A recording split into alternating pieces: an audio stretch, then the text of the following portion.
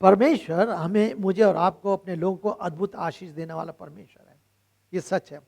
और जो सबसे बड़ी आशीष है उसकी उस स्थान की है जहाँ पर मुझे और आपको, हर एक विश्वासी को आगे आने वाले दिनों में रहना पड़ेगा। अब मैं एक एक पद आपके सामने लाना चाहूँगा। 14 पद क्या कह रहा है वो? यूहन्ना की ओर से उन 7 कलीसियाओं के नाम जो एशिया में हैं। 7 कलीसिया के प्रकाश वाक्य में कई बार 7 7 7 7 7 आया। 7 सिद्धता को प्रकट करता है, नंबर 7 परिपूर्णता को प्रकट करता है। और इसलिए परमेश्वर का वचन, परमेश्वर के कार्य, और यहाँ तक कि ये प्रकाश वाक्य की पुस्तक उस चीज को प्रकट कर रही है कि अब वो सिद्धता के साथ सब कुछ संपूर्ण हो रहा है। और इसलिए 7 दीवट आपको मिलेंगे, 7 स्वर्गदूत आपको मिलेंगे, 7 आत्माएं आपको मिलेंगी, 7 कलीसियाएं आपको मिलेंगी। कई बार 7 7 7 7 का शब्द इसमें उपयोग हो रहा है। तो ये 7 कलीसियां जो एशिया में माइनर में कलीसिया थी, उन कलीसियाओं को परमेश्वर इन पदों को लिखवा रहा है। जब हम 7 कलीसियाओं को देखते हैं, नाम जो एशिया में है उसकी ओर से जो है, आगे चल के लिखा है 7 आत्माओं की ओर से जो उसके सिंहासन के समक्ष है। कई लोगों का अलग अलग मत है। यदि हम प्रभु यीशु मसीह परमेश्वर के वचन में देखें तो यशायाह उसके 11वें अध्याय में और उसके दूसरे पद में, वहां पर परमेश्वर के लिए जो 7 उसके मुख्य गुण हैं उसको दर्शाया गया है। 2 पद में इस तरह से लिखा हुआ है, तब यहोवा का आत्मा पहला, बुद्धि और समझ का आत्मा, अगर मैं इसको इस तरह से पढ़ूं, बुद्धि का आत्मा दूसरा, समझ का आत्मा तीसरा, युक्ति का आत्मा चौथा, पराक्रम का आत्मा पांचवा, ज्ञान का आत्मा छठा, यहोवा के भय का आत्मा सात। तो ये 7 आत्माओं का यहाँ पर जिक्र है। अर्थात ये परमेश्वर के एक वो गुण है जिस गुण में होकर परमेश्वर की परिपूर्णता दिखाई देती है, जिसमें परमेश्वर की सिद्धता दिखाई देती है, जिसमें परमेश्वर की महानता को दिखाई देते हैं। परंतु जो यहाँ पर हम पढ़ते हैं तो ये उस 7 उन आत्माओं से संबंधित नहीं है। लेकिन आगे चल करके हम देखेंगे ये 7 आत्माएं उन 7 स्वर्गदूतों से वर्णन है जो परमेश्वर के सिंहासन के साथ साथ खड़े हुए हैं। आगे चल के जब हम 4-5वें अध्याय में आएंगे तो हम देखेंगे। सो ऐसा है, जब हम इन सारे बातों को देखते हैं तो ये 7 कलीसियाएं के 7 सिद्धांत हैं। ये 7 कलीसियां कौन सी 7 कलीसियां हैं? 11 पद में है। 11 पद में, जो कुछ तू देखता है उसे पुस्तक में लिख, और 7 कलीसियाओं अर्थात इफिसुस, स्मुरना, पिरगमुस, थुआतीरा, सुरदिस, फिलदोफिया, लौदीकिया को भेज दे। ये कलीसिया उस समय थी, ये कलीसिया उस समय थी। और इन कलीसियाओं को लेकर के इनको ये पत्र लिखा गया है और इन कलीसियाओं में भेजा गया है जो एशिया माइनर में, ताकि वो कलीसिया के लोग, जो विश्वासी लोग, ये जान लें परमेश्वर की क्या आरंभिक, क्या परमेश्वर की योजना है। उस योजना को समझने के लिए, ताकि वो विश्वासी जो है, कलीसिया के लोग हैं, जो उसको समझ सकें। अब ध्यान रखें कि उस समय और भी अधिक कलीसिया 57 में थी जिस समय ये काष्ठ वाक्यों को लिखवाया गया है। और इन 7 कलीसियाओं की विशेषताओं को लेके, या उनकी जो भलाइयां हैं या उनकी जो निर्बलताएं हैं या कमियां, उनको लेकर के परमेश्वर का आत्मा एक पत्र लिखवा रहा है, ताकि इसके द्वारा न केवल वो कलीसिया, लेकिन उस कलीसिया के माध्यम के द्वारा विश्वासी लोग अपने जीवन को देख सकें कि हमारा जीवन कैसा है, और जहाँ सुधार की जरूरत है वहाँ सुधार प्राप्त कर सकें, जहाँ प्रोत्साहन की जरूरत है वो प्रोत्साहन प्राप्त कर सकें, जहाँ चुनौती की जरूरत है वो चुनौती प्राप्त कर सकें।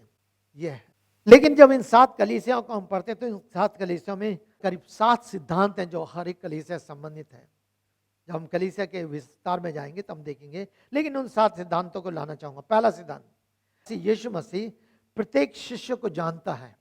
पहली बात, प्रभु यीशु मसीह प्रत्येक शिष्य को जानते हैं। जो इस व्यक्ति ने प्रभु यीशु मसीह को अपना प्रभु और उद्धारकर्ता करके स्वीकार किया है, प्रभु यीशु मसीह उसको जानता है।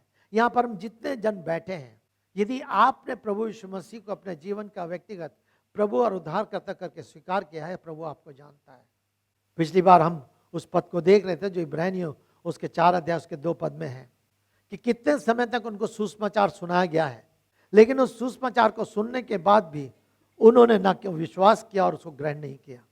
और बार बार ये मेरे और आपको चुनौती देता है, क्या हमने प्रभु यीशु मसीह के वचन को सुन करके किस प्रकार का प्रति उत्तर दिया है। पहली सिद्धांत जो है इन कलीसियाओं से संबंधित, प्रभु यीशु मसीह हर एक शिष्य को जानता है। दूसरा, यीशु मसीह पवित्रता का सिद्धांत चाहता है। आपको मालूम उस समय भी बहुत ऐसा था, जब कलीसिया उस समय बताया जा रहा था तो उस समय कई कारण थे। उसका कारण ये था कि ये लोग प्रभु यीशु मसीह पर विश्वास करते, लेकिन साथ ही साथ बहुत सारी गलत शिक्षाएं उस समय शुरू हो गई थी।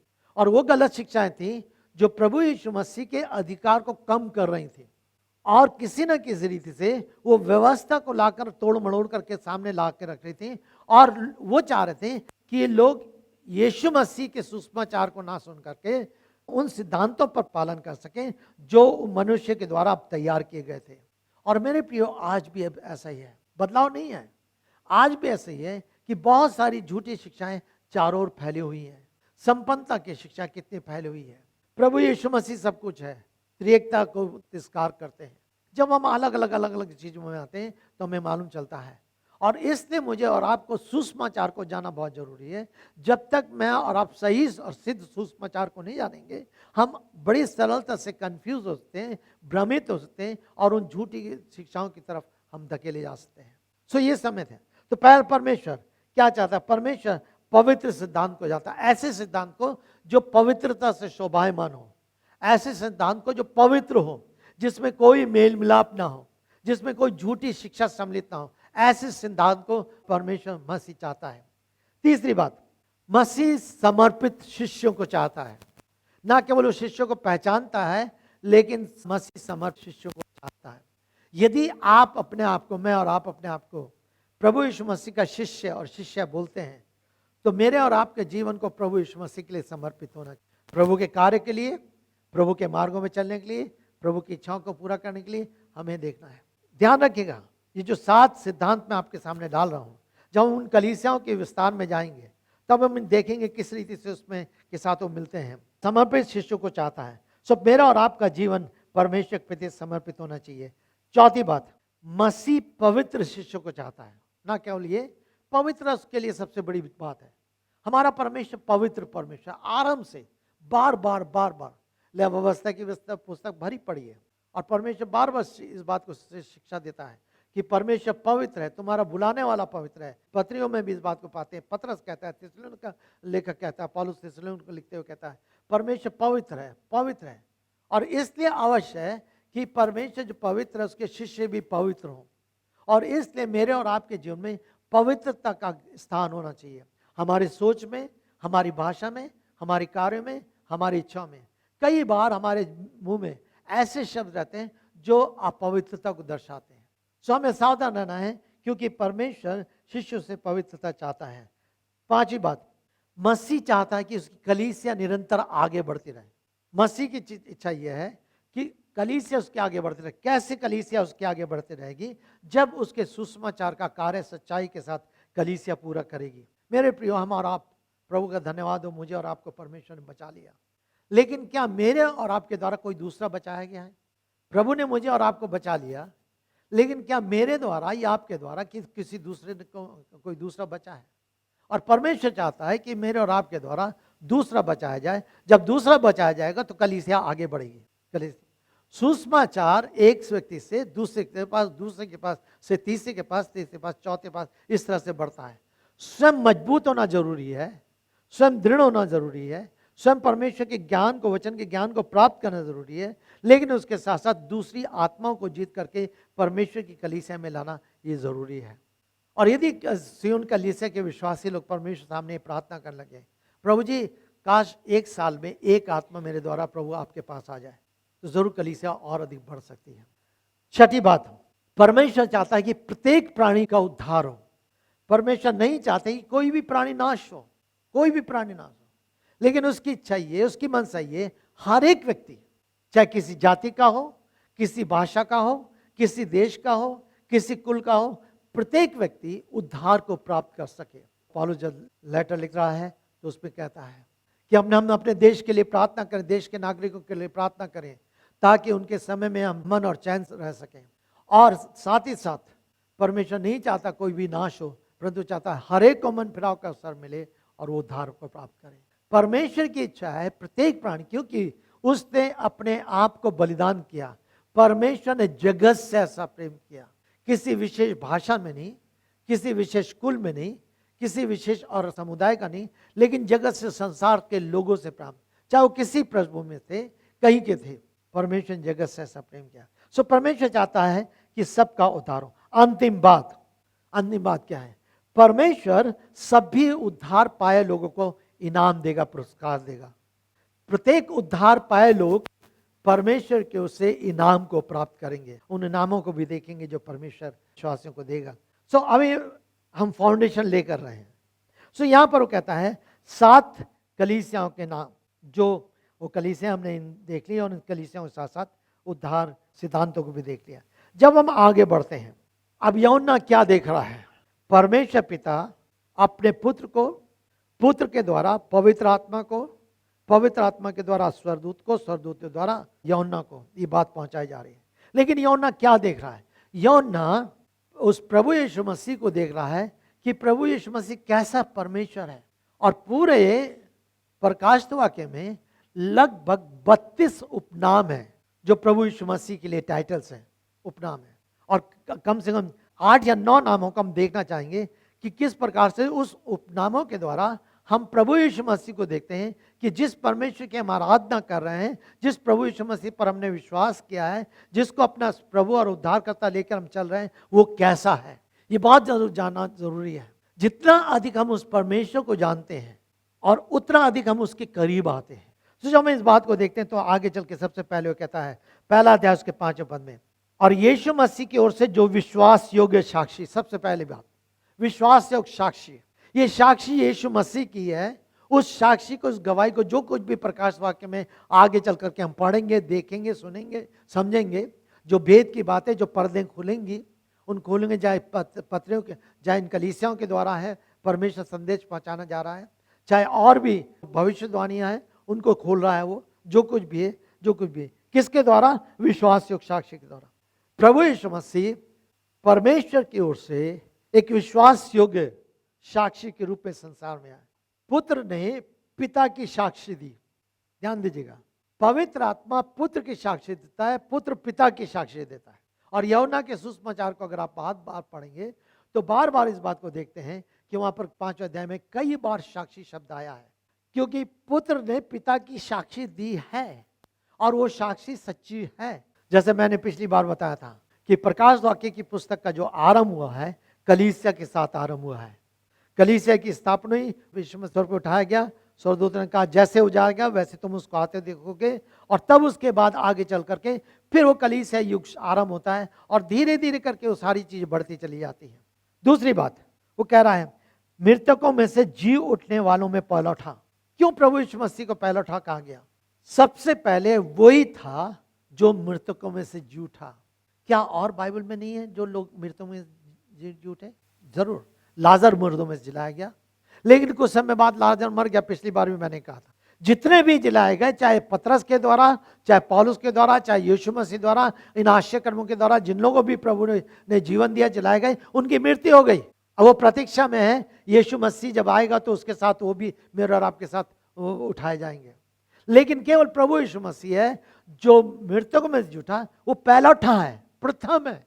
अब उसके बाद जितने भी हैं वो सब उसके पीछे हैं, अर्थात जो कलीसिया को ले जाएगा या विश्वासियों को उठाएगा वो उसके पीछे है। लेकिन सबसे पहले प्रभु यीशु मसीह है। वो मारा गया, गाड़ा गया, तीसरे दिन जी उठा और स्वर्ग पर जाकर विराजमान है। स्वर्ग उसका सिंहासन, पृथ्वी उसके पांव की चौकी है। और 4 और 5 अध्याय में जब हम आते हैं तो बहुत सुंदर रीति से उस सिंहासन को देखते हैं जहां पुत्र विराजमान है, जहां पिता विराजमान है। लेकिन आगे चल करके तो जियोटम है, राजाओं का शासक। राजाओं का शासक क्या मतलब है? राजाओं पर भी प्रभुता करने वाला है। जितने भी राजा हुए और बहुत सारे राजा आए हैं, उन्होंने अपना शासन किया है, उन्होंने इसराइलियों पर, यहूदा पर, एक दूसरे पर जो राज विभाजन हुए, जैसे मैं पिछली बार बोल रहा था कि दानियेल की पुस्तक जो 12 अध्याय हैं, दूसरे भाग में 7 अध्याय से लेकर के 12 अध्याय तक, इन भागों में 4 अलग अलग राज्यों के बारे में वर्णन है, और चौथा राज रोम राज था जिसमें प्रभु यीशु मसीह का जन्म हुआ। लेकिन उन सब शासकों पे, चाहे उन्होंने लोगों को सताया है, चाहे उन्होंने लोगों से छीना है राज, चाहे जो कुछ बिगड़ा, उन सब कुछ पर वो प्रभुता करने वाला है, और उसका शासन हुआ है जो आनंद का शासन है। सबका शासन एक सीमित है, लेकिन प्रभु यीशु मसीह का शासन सीमित नहीं है, आनंद का शासन है। तब आगे चल के कहता है वो अनुग्रह और शांति मिलती रहे। अनुग्रह शांति, अनुग्रह का मतलब क्या है? वो अनुग्रह जिस अनुग्रह में होकर उसने मुझे और आपको बचा लिया। मैं और आप इस लायक नहीं थे। अनुग्रह एक मुफ्त दान है जो उसने मेरे और आप पर करके मुझे और आपको उस पाप के दंड से या उस नरक के आग से बचा लिया है। ये उसका अनुग्रह मेरे ऊपर हुआ, आपके ऊपर हुआ। यदि आपने विश्वास किया, मैंने विश्वास किया, तो इसका अनुग्रह हुआ कि उस अनुग्रह के द्वारा उसने मुझे और आपको नाश होने से बचाया। शांति, शांति वो आशीष है हर एक परिस्थिति में मनुष्य के मन और विचारों को सुरक्षित रखती है प्रभु यीशु मसीह में, जिनके ऊपर अनुग्रह हुआ। और तब वो आगे चल के कहता है जो हमसे प्रेम रखता है। कौन? प्रभु यीशु मसीह। प्रेम का क्या प्रतीक था? उस प्रेम का प्रतीक ये था कि जब हम नाश हो गए थे, नाश हो रहे थे, दंड की आज्ञा लग चुकी थी, सब ने पाप किया और सब परमेश्वर की महिमा से रहते हैं। पाप की मजदूर तो मृत्यु है, परंतु परमेश्वर का वरदान प्रभु यीशु मसीह में अनंत जीवन है। जब ये सब कुछ हो गया था, वो स्वयं मनुष्य बनकर इस पृथ्वी पर आ गया। उसने अपने प्रेम को मेरे और आपके प्रति, संसार के प्रति इस प्रकार से दर्शाया कि वो मेरे और आपके लिए वो कष्ट लेके या उस पीड़ा को सहने के लिए तैयार हुआ, मारा गया, गाड़ा गया। लिखा हुआ है कि जो हमसे प्रेम करता है, और हमें एक लहू के द्वारा हमें पापों से छुड़ाया। कोई नहीं था जो मुझे और आपको पापों से छुड़ा सकता था। अब ये परिचय है, इसीलिए मैंने कहा कि यूहन्ना प्रकाश वाक्य पहला अध्याय पूरी रीति से उस प्रभु यीशु मसीह का वो परिचय दे रहा है, ताकि मैं और आप जान जाएं। उसके धीरे धीरे बढ़ते चले जाएंगे, उसके अधिकार को देखेंगे, क्यों ये सब कुछ उसके अधिकार में आया है, क्यों वो इसमें इस सारी भेद की बातों को, जो भेद की बातें ढकी हुई हैं, क्यों उसके पास अधिकार है कि उसको खोल सक रहा है। कारण ये है कि वो ऐसा परमेश्वर है, ऐसा प्रभु है, ऐसा शासक है, ऐसा राजा है। तो उसको हमें समझना है। और मेरे प्रिय, बहुत जरूरी है कि हम प्रभु यीशु मसीह को अच्छी रीति से समझे, जाने, उस पर विश्वास करें, क्योंकि एक दिन हर एक घुटना झुकेगा और हर एक जीभ अंगीकार करेगी कि यीशु मसीह प्रभु है। धन्य है वे जो आज आनंद के साथ उस पर विश्वास करके अपने सरों को उसके सामने झुकाते हैं, सोचते हैं हमारे लहू के द्वारा हमें पापों से छुड़ाया। तीसरी बात, और हमें एक राज तथा अपने पिता परमेश्वर के याजक बनाया है। पहला पत्रस उसका दूसरा अध्याय 9-10 में भी वो कहता है कि चुनी प्रजा, याजकों का समाज, और उसने ना केवल याजक पद दिया, लेकिन मेरे और आपके पास ये अधिकार दे दिया कि हम एक दिन उन 12 गोत्रों के लोगों का न्याय करेंगे। वो महान याजक है।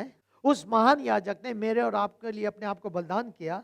अब मैं और आप कोई बलिदान नहीं करते, लेकिन प्रभु का धन्यवाद उसके उस प्रेम के लिए, उसके पवित्र लहू के लिए, जिसमें होकर के उसने मुझे और आपको अपने बराबर तक का एक स्थान दे दिया, कि अपने समान उसने याजक बना दिया। और तब उसके साथ कहता है उसकी महिमा और सामर्थ्य युगानुग हो, आमीन।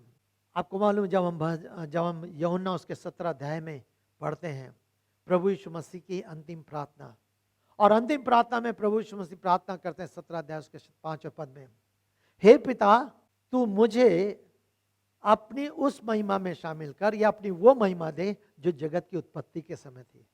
जब जगत की उत्पत्ति, जब जगत संसार की उत्पत्ति नहीं थी, पिता और पुत्र पवित्र आत्मा साथ रहते थे, तो ना केवल पिता महिमित था, लेकिन पुत्र महिमित था और पवित्र आत्मा महिमित था। त्रिएक परमेश्वर महिमा से भरे हुए थे, महिमा से भरे हुए थे। और उसने वही महिमा, अपनी महिमा को उसमें मनुष्य में डाला था जो निष्पाप बनाया गया था, लेकिन पाप के कारण सब कुछ बिगड़ गया। परंतु अब उस महिमा में मुझे और आपको प्रवेश कराने के लिए वो दोबारा क्या कर रहा है, पुनः क्या कर रहा है, अपने आप को मनुष्य बना के ला रहा है, बलिदान हो रहा है, और इसीलिए से पहले क्रूस पर जाए, वो कह रहा वो महिमा में मुझे शामिल कर। और मेरे प्रियो, ना केवल वो महिमा में शामिल है जी उठने के द्वारा, लेकिन उसने मुझे और आपको भी अपनी महिमा में शामिल कराया। इसलिए मैंने बार बार कहा कि पहले 2 अध्याय, आखिर 2 अध्याय, पहले 2 अध्याय जो महिमा से परिपूर्ण है, प्रकाश वाक्य के आखिरी 2 अध्याय महिमा से परिपूर्ण है। परमेश्वर ने मुझे और आपको प्रभु यीशु मसीह के उस बलिदान के द्वारा उस महिमा का भागी बनाया है। कहता देखो वो बादलों के साथ आने वाला है। ये जकरिया नबी उसका 12वें अध्याय की भविष्यवाणी है। जकरिया में उसके लिए पहले से भविष्यवाणी की गई थी। क्यों? देखो वो बादलों के साथ आने वाला है। बादलों के साथ हो गया और फिर बादलों के साथ आएगा और हर एक आंखों से देखेगी। प्रभु यीशु मसीह के जब आप आगमन की बात करते हैं, अभी हम आगे चलेंगे, लोगों के कई तरह से अलग अलग विचार हैं, बहुत सारे विचार हैं, पर परमेश्वर का वचन हमें इस बात को समझने में सहायता करता है कि प्रभु यीशु मसीह का प्रथम जो आगमन होगा वो संतों के साथ होगा, जिसको बोलते हैं रैप्चर। थिस्सलुनीकी पत्री में बहुत ही, हर थिस्सलुनीकी पत्री में हर अध्याय में 1 या 2 पद जरूर मिलेंगे आपको जो प्रभु यीशु मसीह के बादलों पर आने के हैं। वो बादलों पर आएगा और अपने लोगों को वो ले जाएगा, लेने के लिए आएगा। लेकिन उसके कुछ समय बाद, एक समय पीरियड है, उसके बाद फिर परमेश्वर प्रभु यीशु मसीह आएंगे और तब जगत का न्याय करेंगे, जगत का न्याय करेंगे। ये सारी भेद की बात है। लेकिन उसको कौन उसको आंखें देखेगा? लिखा है हर एक आंखों से। कौन आंखें देखेगी? वरन वे भी देखेंगे जिन्होंने उसे भेदा था। किन लोगों ने उसको भेदा था? किन लोगों ने? ये जकरिया नबी के 12वें अध्याय में जो भविष्यवाणी की जा रही थी, वो अपनों के बीच में आया और अपनों ने उसे ग्रहण नहीं किया। यूहन्ना कहता है वो अपनों के बीच में आया और अपनों ने इसे ग्रहण नहीं किया। कौन अपनों ने? वो यहूदी कौम में आया था, यहूदी लोगों ने उसको ग्रहण नहीं किया, उन्होंने उसको भेदा। जिन्होंने उसके आश्चर्य कर्मों को देखा, जिन्होंने रोटियां खाई, जिन्होंने जो तृप्त हुए, जिनको प्रभु ने चंगाई दी, जिन्होंने उसके आश्चर्य कर्मों को देखा, वे सब उनके लिए लिखा है। जिन्होंने उसको भेदा था वे आंखों से देखेगी, वरन वे भी और पृथ्वी के समस्त कुल उसके कारण विलाप करेंगे। कौन से समस्त कुल? वो समस्त कुल जिन्होंने उसका तिरस्कार किया है। ठीक है, भेद उसके भेदने में शामिल थे, उसके बाद भी बहुत सारे लोग प्रभु में आए। अभी भी यहूदियों में से बहुत सारे लोग प्रभु के राज में शामिल हो रहे हैं, बहुत सारे लोग पर विश्वास कर रहे हैं। यहूदी लोग व्यवस्था को मानते हैं। आपको शायद मालूम होगा, अगर अध्ययन करते हैं, 70वीं एडी में जो मंदिर था, जिसको लिखा गया जब हेरोदेस का मंदिर बन रहा था और शिष्य कहने लगे प्रभु यीशु का इस देह को तुम गिरा दोगे, 3 दिन में मैं खड़ा करूंगा, तो उन्होंने सोचा मंदिर के बारे में बात कर रहा है। उन्होंने कहा इस मंदिर को बनाने में तो 40 साल लगे हैं, लेकिन प्रभु यीशु मसीह तो अपने बारे में कहते हैं। पर वो मंदिर आगे चल करके रोमी शासन ने आक्रमण किया, और जब पहले भी मैं बता रहा था पिछले ने भी, और वो मंदिर को तहस नहस कर दिया। अब केवल एक दीवार है जिसको विलाप की दीवार बोलते हैं, और ये यहूदी लोग उसी दीवार के पास जाकर के आज भी वहां पर विलाप करते हैं, क्योंकि मंदिर नाश हो गया, मंदिर की शोभा खत्म हो गई वो मंदिर। लेकिन प्रभु यीशु मसीह ने मुझे और आपको मंदिर बनाया, अब उसकी जरूरत नहीं है। तब आगे चल के कहता है कि वो विलाप करेंगे।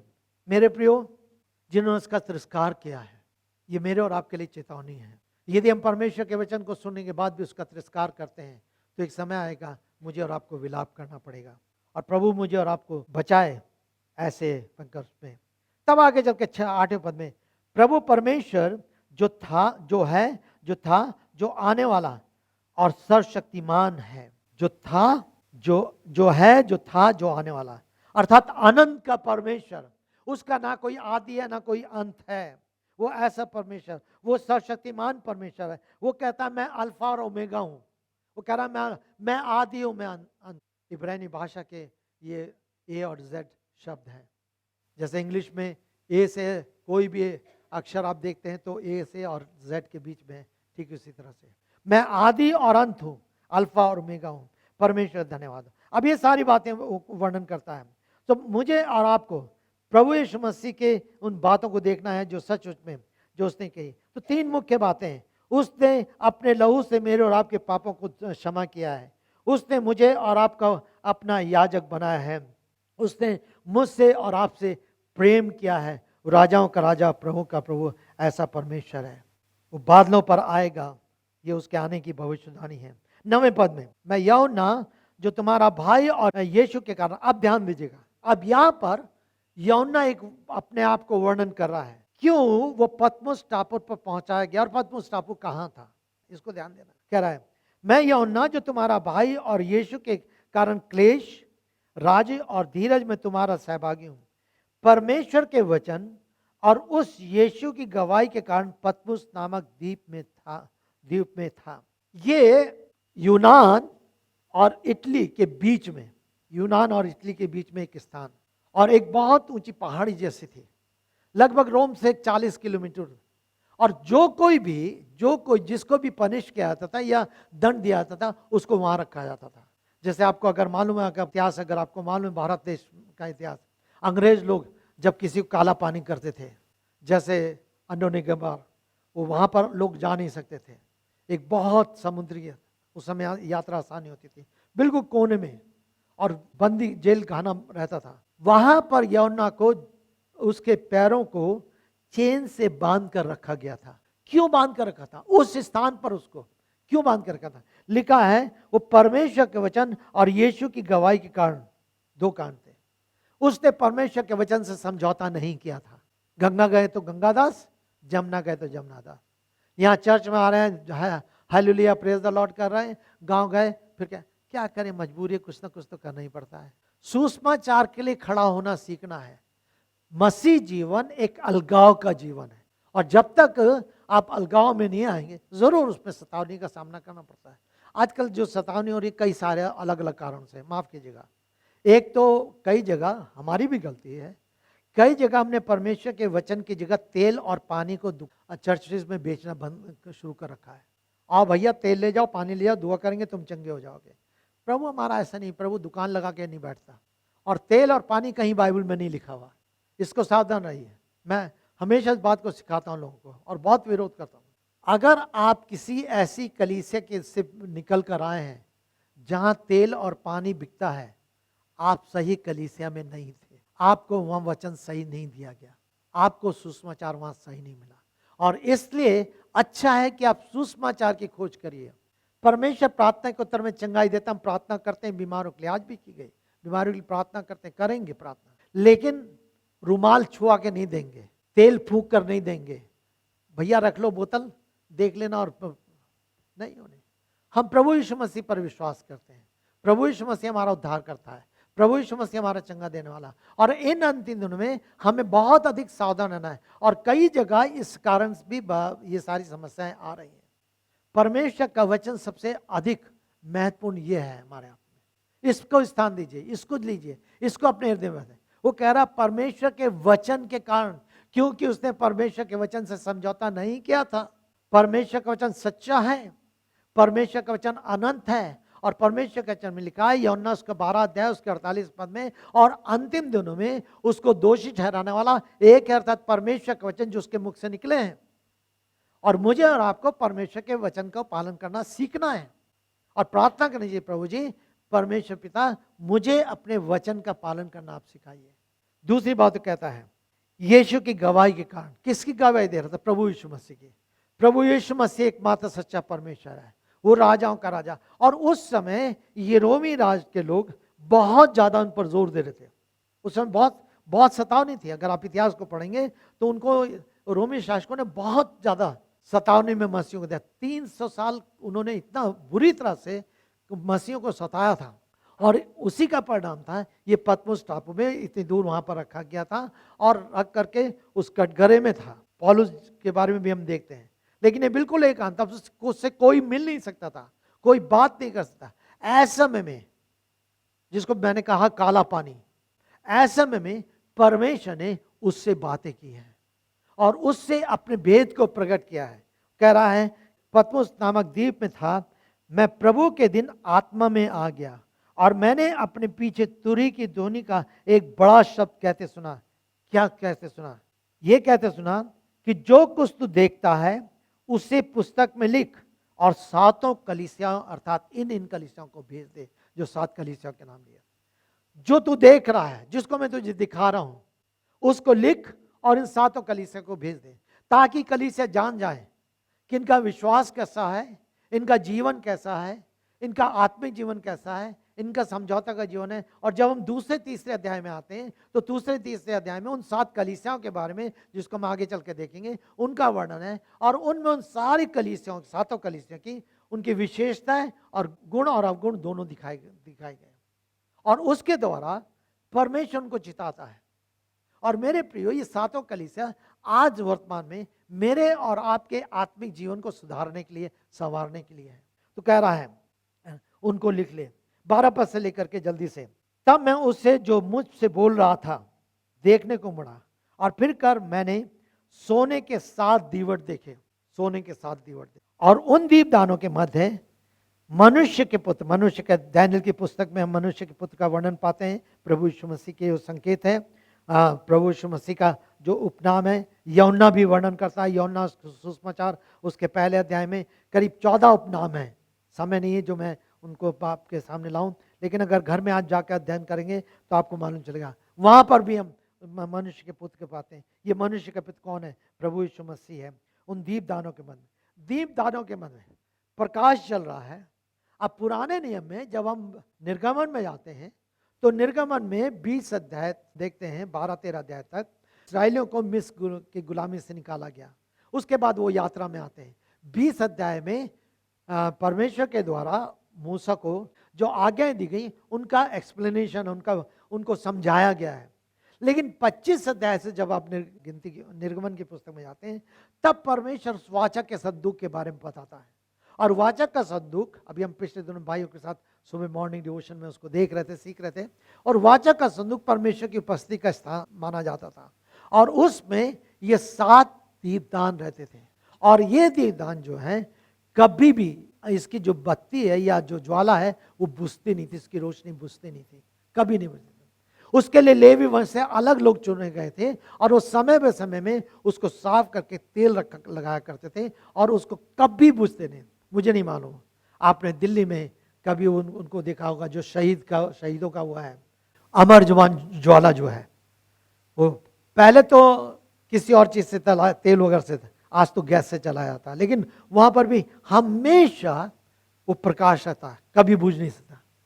ठीक है, वो इस बात का था कि शहीद होते हैं। लेकिन हम पुराने नियम में इस बात को बात हैं, वही चित्रण हम यहाँ पर नए नियम में देख रहे हैं कि अब परमेश्वर एक नया अपनी उपस्थिति को बनाने जा रहा है, किस रीति से। और तब हम देखते हैं कि कैसे ये 7 दीपक हैं जिनके बीच में प्रभु यीशु मसीह वास कर रहा है, जो सचमुच कह रहा मनुष्य देखा पैरों तक चोगा पहने हुए और छाती पे एक सुनहरा पट्टा बांधे हुए था। उसका सिर, ये प्रभु यीशु मसीह के बारे में है, किस रीति से बाल श्वेत थे, उज्जवल थे, और उसकी आंखें आग की ज्वाला से दृश्य थे। उसके पैर ऐसे चमकदार पीतल के समान थे जो भट्टी में तपा कर चमका गया हो। उसकी वाणी महाजलनाद जैसी थी। अब शब्द देखिए, पैर हैं, छाती है, सिर है, बाल है, पांव हैं, आंखें हैं, सब कुछ एक एक चीज को जो उसमें किस प्रकार से वो व्यक्ति अर्थात प्रभु यीशु मसीह का क्या रूप दिखाया जा रहा है। और इन सब कुछ का एक अर्थ था जो प्रभु यीशु मसीह की महानता को, श्रेष्ठता को, पवित्रता को, महिमा को प्रदर्शित करता है। प्रभु यीशु मसीह की महानता को, प्रभु यीशु मसीह की श्रेष्ठता को, प्रभु यीशु मसीह की पवित्रता को प्रदर्शित कर रहा है। ये सारी चीज 16 पद में, वो दाहिने हाथ में 7 तारे लिए हुए हैं, 7 तारे लिए था। और उसके मुख से 2 धारी तलवार निकलती थी, परमेश्वर का वचन। उसका मुख मंडल सूर्य के सदृश दमक रहा था। जब मैंने उसे देखा तो क्या हुआ, मैं मृतक के समान उसके पैरों पर गिर पड़ा। क्या हुआ, उसके आगे क्या हुआ, तब उसने अपना दाहिना हाथ मुझ पर रखा और कहा, भयभीत ना हो, मैं प्रथम हूं, अंतिम हूं और जीवित हूं। मैं मर गया था और देख मैं युगानुग जीवित हूं। मृत्यु और अधोलोक की कुंजियां मेरे पास हैं। सब यीशु मसीह के बारे में, सब यीशु। मैं मर गया था, अब अनंत युगानुग तक जीवित हूं, कोई इसके पास मौत नहीं है। क्या है, मृत्यु और अधोलोक की कुंजियां उसके हाथ में। जिसको चाहेगा वो अधोलोक में डालेगा, जिसको चाहेगा वो मृत्यु में डालेगा, उसके पास अधिकार है। इसलिए जो बातें तूने देखी हैं, जो बातें हो रही हैं और जो बातें इनके पश्चात होने वाली हैं, ध्यान दीजिएगा, जो बातें हो रही हैं, जो बातें तूने देखी हैं, जो बातें हो रही हैं, जो बातें इनके पश्चात होने वाली हैं, उन्हें लिख ले उन 7 तारों का रहस्य जो तूने मेरे दाहिने हाथ में देखे और 7 स्वर्ण दीपदानों का रहस्य ये है, 7 तारे 7 कलीसियाओं के दूत हैं और 7 दीवनदान 7 कलीसियां हैं। खुद बता रहा है और खुद समझा रहा है। प्रभु यीशु मसीह जो कुछ लिखवा रहा है उसको समझाता चला जा रहा है। इसीलिए मैंने कहा कि खुल रहा है, पर्दे खुल रहे हैं। कई बार परमेश्वर के वचन को हम समझने के लिए अपनी खोपड़ी लगाते हैं और ऐसा होगा ना, ऐसा होगा, ये होगा, और उसमें फिर हम गलत में चले जाते हैं। सो हमें सावधान रहना है। बाइबल को प्रकट करती है, बाइबल का अर्थ बताती है, परमेश्वर का वचन अर्थ बताता है। और जो कुछ भी आगे आने वाले हम देखेंगे वो इसी के अंदर से देखेंगे, बाहर से नहीं देखेंगे। बाहर क्या घटना हो रही, कैसे घटना तो शुरू से होते रही। सतावनी शुरू से हुई, विरोध शुरू से हुआ, राजाओं की लड़ाई शुरू हुई थी, सब कुछ हुआ, ये सच है। जरूर बाइबल के विद्वानों ने इन सारी बातों को देख करके बहुत सारे जो राष्ट्र हैं उनके नामों का वर्णन किया है। उस समय राष्ट्र का नाम ये था, आज नाम ये, अध्ययन से पता चलता है। लेकिन सबसे बड़ी बात, प्रभु यीशु मसीह महान है। मैं जो मुख्य बात आज आपके सामने लाना चाह रहा हूं, पहले अध्याय में मुझे और आपको प्रभु यीशु मसीह को समझना है। मुख्य बात, मुझे और आपको प्रभु यीशु मसीह को जानना है, क्योंकि वो सर्वाधिकारी है, वो सर्वन्यायी है, वो सर्वाधिकारी है, वो सर्वन्यायी है। और ये जितना भी चित्रण देख रहे हैं हम, प्रभु यीशु मसीह के बारे में देख रहे हैं, और उसका एक ही उद्देश्य है, प्रभु यीशु मसीह इस प्रकाश वाक्य के द्वारा उन कलीसियाओं को एक संदेश पहुंचा रहा है, ताकि उन कलीसियाओं को देखते हुए मैं और आप वर्तमान युग को और भविष्य के युग को पहचान सकें, जो 7 कलीसियां 7 युग में कैसे बांटी गई हैं, और उसके अनुसार तब हम बिना किसी समझौते के अपने जीवन को तैयार करते हुए परमेश्वर के साथ जीवन को आगे बढ़ा सकें। यह मुख्य उद्देश्य है। तो प्रकाश वाक्य की पहले अध्याय में प्रभु यीशु मसीह मुख्य है, चरित्र है, मुख्य, और उसको किस प्रकार से परमेश्वर पिता ने, किस प्रकार से परमेश्वर के आत्मा ने, किस प्रकार से यूहन्ना ने मेरे को और आप तक पहुंचाया है। पुत्र क्या है, पुत्र कैसा है, पुत्र का अधिकार क्या है। वो आनंद का परमेश्वर है, और इसलिए मुझे और आपको उसकी आराधना करने से पीछे नहीं हटना है। इसलिए मुझे और आपको उस पर विश्वास करने से पीछे नहीं हटना है। इसलिए मुझे और आपको उसकी प्रभुता को स्वीकार करने से पीछे नहीं हटना है। मुझे जानना है प्रभु यीशु मसीह श्रेष्ठ है, प्रभु यीशु मसीह, और मैं उसका तिरस्कार नहीं कर सकता। अगर मैं तिरस्कार करूंगा तो मैं दंड के योग्य ठहरूंगा। और मेरे प्रियो, अंतिम बात, काश जब आप परमेश्वर के वचन को सुनते हैं, क्या सुनने के बाद आपके अंदर प्रतिक्रिया होती है कि आप एक कदम और अधिक प्रभु यीशु मसीह की निकटता में आ जाए, एक कदम और प्रभु यीशु मसीह की निकटता में आ जाए। अगर ये अभिलाषा नहीं है कि आप एक कदम और प्रभु यीशु मसीह की निकटता में आ जाए, मेरे प्रिय, शायद परमेश्वर के वचन का कार्य है और परमेश्वर के आत्मा का कार्य मेरे और आपके जीवन में पूरा। प्रभु से प्रार्थना करें कि हम प्रभु यीशु मसीह को जान सकें, प्रभु यीशु मसीह पहचान सकें, और मेरा और आपका जीवन अपने कार्य में, अपने स्वभाव में, अपने व्यवहार में, अपने चरित्र में, अपनी पवित्रता में एक और कदम उसकी निकटता में बढ़ सके। आइए हम प्रार्थना करेंगे।